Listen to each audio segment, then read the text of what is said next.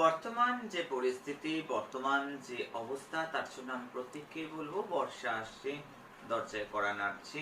আর বর্ষার সময় কম বেশি সকলের মধ্যেই কিন্তু একটু ভিজতে হয় বা জলীয় বাতাবরণ একটা থাকে। এই সময় কিন্তু যাদের ইমিউনিটিটা কম। তাছাড়াও গ্রহ নক্ষত্রের গণনা অনুযায়ী মোটামুটিভাবে চৌঠা বা ৫ই জুন থেকে মোটামুটিভাবে নভেম্বর অব্দি এই সময়টা বেশ একটু সজাগ সতর্ক। অজানা রোগ বা জল জাতীয় রোগ এই যেগুলো হওয়ার এত সম্ভাবনা রয়েছে, তার জন্য বলবো মারুভূমি অষ্টশক্তি প্লাস। হবে না বলবো না রোগ, কিন্তু রোগটাকে হওয়ার প্রতিরোধ ক্ষমতা, রোগ প্রতিরোধক ক্ষমতাটা শরীরে বাড়বে, ইমিউনিটি সিস্টেমকে ভালো রাখবে, রোগ হলে তাড়াতাড়ি সেটাকে রিকভারি করবে ভীষণভাবে অষ্টশক্তি প্লাস। এটা ভীষণ বাচ্চা থেকে বড়, এটা প্রত্যেকের জন্য অত্যন্ত প্রয়োজনীয়।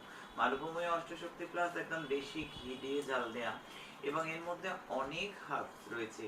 প্রকৃতির এত গুণ মানুষের শরীরে এত প্রয়োজন, কারণ ভৈরব তার ভান্ডারে কি দেননি, ঈশ্বর কি দেননি, সবকিছু দিয়ে রেখেছেন। সবকিছু দিয়ে রেখেছেন। সূর্যালোক যেটা ভিটামিন ডি সমৃদ্ধ, এটাও শরীরের প্রয়োজন, নইলে কিন্তু হাড়ের সমস্যা হয়ে যায়। তাই প্রত্যেকে ভালো থাকুক, অষ্টশক্তি প্লাস ঘরে রাখো।